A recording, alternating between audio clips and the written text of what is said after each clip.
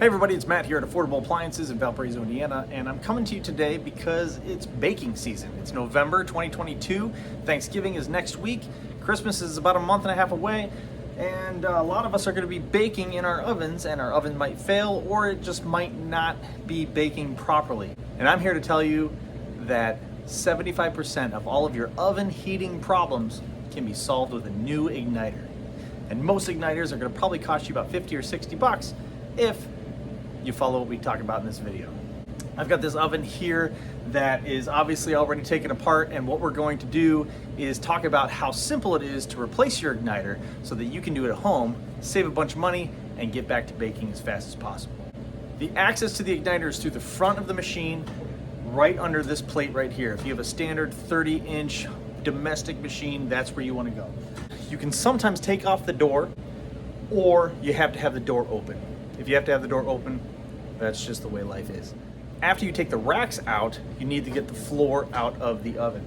If you're replacing your bake igniter, it's going to be under this floor right here.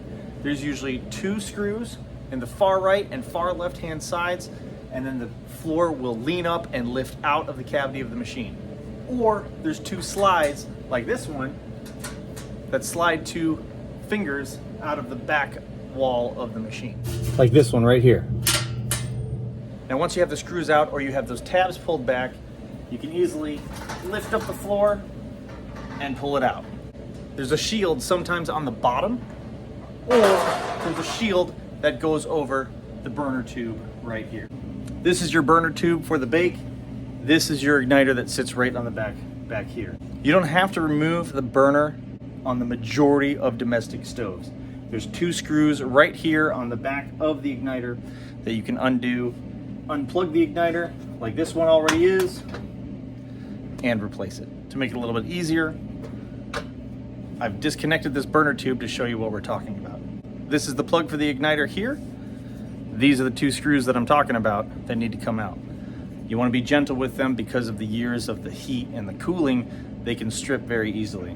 Now if you get a new factory igniter with the factory plug, you can spend a lot of money. But if you want to save yourself some money, Frigidaire makes a generic igniter with ceramic wire nuts where you snip this wire and wire in your igniter right there. It's the same steel cage, it's the same igniter here, button it up with the 2 screws, and you're back to baking. Affordable Appliances will be here when you need us. Happy baking and happy holidays.